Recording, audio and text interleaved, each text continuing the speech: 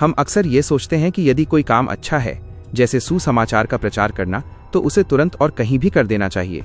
लेकिन ये पद हमें सिखाता है कि काम का अच्छा होना ही काफी नहीं है। वो परमेश्वर के समय, टाइमिंग और परमेश्वर की इच्छा के स्थान पर होना चाहिए। पौलुस की इच्छा और पवित्र आत्मा की रोक।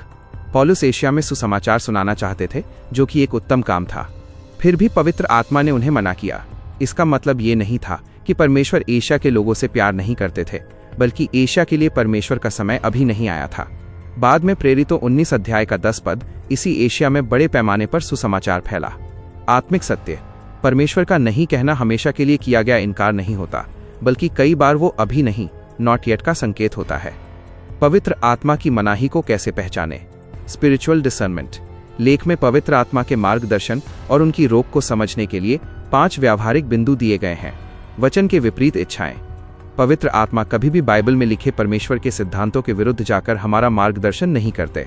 यदि हमारी कोई इच्छा वचन से मेल नहीं खाती, तो वो पवित्र आत्मा की ओर से नहीं है। आंतरिक अशांति। कई बार बाहरी परिस्थितियां बहुत अनुकूल दिखती हैं, सारे रास्ते खुले नजर आते हैं, लेकिन दिल की गहराइयों में एक अजीब सी बेचैनी या अशांति होती है। ये अशांति पवित्र आत्मा की ओर से एक चेतावनी की घंटी होती है। प्रार्थना में रुकावट। जब हम किसी विषय के लिए लगातार प्रार्थना करते हैं और पवित्र आत्मा हमारे झुकाव या बोझ को उस विषय से हटाकर किसी दूसरी दिशा में मोड़ देते हैं, तो यह उनकी रोक का संकेत है। परिस्थितियों के बंद दरवाजे। जब हमारे लगातार प्रयासों के बाद भी रास्ते बंद होने लगें, तो हमें जबरदस्ती करने के बजाय रुककर परमेश्वर की मर्जी को टटोलना चाहिए। आत्मिक गुरुओं की सलाह। परमेश्वर अक्सर हमारे जीवन में रखे गए आत्मिक रूप से परिपक्व विश्वासियों, पादरियों या गुरुओं की सलाह के माध्यम से भी हमें गलत दिशा में जाने से रोकते हैं। पवित्र आत्मा की मनाही की अनदेखी करने के परिणाम, कॉन्सिक्वेंसेज ऑफ डिसोबीडियंस। जब हम पवित्र आत्मा की आवाज को अनसुना करके अपनी बुद्धि या जिद के सहारे आगे बढ़ते हैं, तो हमें इन 4 नुकसानों का सामना करना पड़ता है। सिद्ध योजना से भटकाव। हम परमेश्वर की उस सर्वोत्तम योजना, परफेक्ट विल से चूक जाते हैं जो उन्होंने हमारे लिए तैयार की थी। व्यर्थ का संघर्ष और निराशा। अपनी ताकत से बंद दरवाजों को तोड़ने की कोशिश में इंसान मानसिक, शारीरिक और आत्मिक रूप से थक जाता, जिससे केवल निराशा हाथ लगती है। सेवकाई या आशीषों में देरी। जो आत्मिक फल हमें सही समय पर मिल जाने चाहिए थे, हमारी मनमानी के कारण उनमें सालों की देरी हो जाती है। आत्मिक संवेदनशीलता का कम होना। पवित्र आत्मा की आवाज को बार बार टालने से हमारा मन उनके प्रति कठोर होने लगता है, जिससे भविष्य में उनकी महीन आवाज को सुन पाना मुश्किल हो जाता है। आज्ञाकारिता के प्रतिफल। Rewards of following the spirit.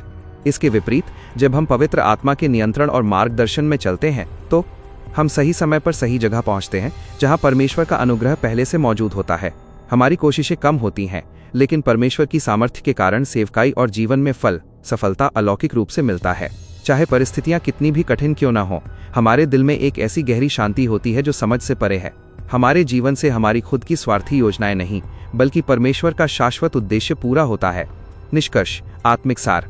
इस लेख का सबसे मुख्य और शक्तिशाली निचोड़ ये है, परमेश्वर द्वारा एक दरवाजा बंद किए जाने का अर्थ ये है कि वे हमारे लिए उससे भी बेहतर दरवाजा खोलने जा रहे हैं। जब पौलुस के लिए एशिया का दरवाजा बंद हुआ, तभी मकिदुनिया, यूरोप का रास्ता खुला। यदि पौलुस अपनी जिद में एशिया में ही रुके रहते, तो सुसमाचार यूरोप और बाकी दुनिया तक इतनी तेजी से नहीं पहुंच पाता। इसलिए एक परिपक्व मसीही विश्वासी की पहचान केवल लगातार काम करते रहना या दौड़ते रहना नहीं है। सच्ची आत्मिक परिपक्वता इस बात में है कि हम पवित्र आत्मा के प्रति संवेदनशील हों। जब वे कहें रुको तो हम रुक जाएं, और जब कहें चलो तो हम चल पड़ें। जहां पवित्र आत्मा का मार्गदर्शन होता है, वहीं परमेश्वर की सुरक्षा, आशीष और सफलता होती है।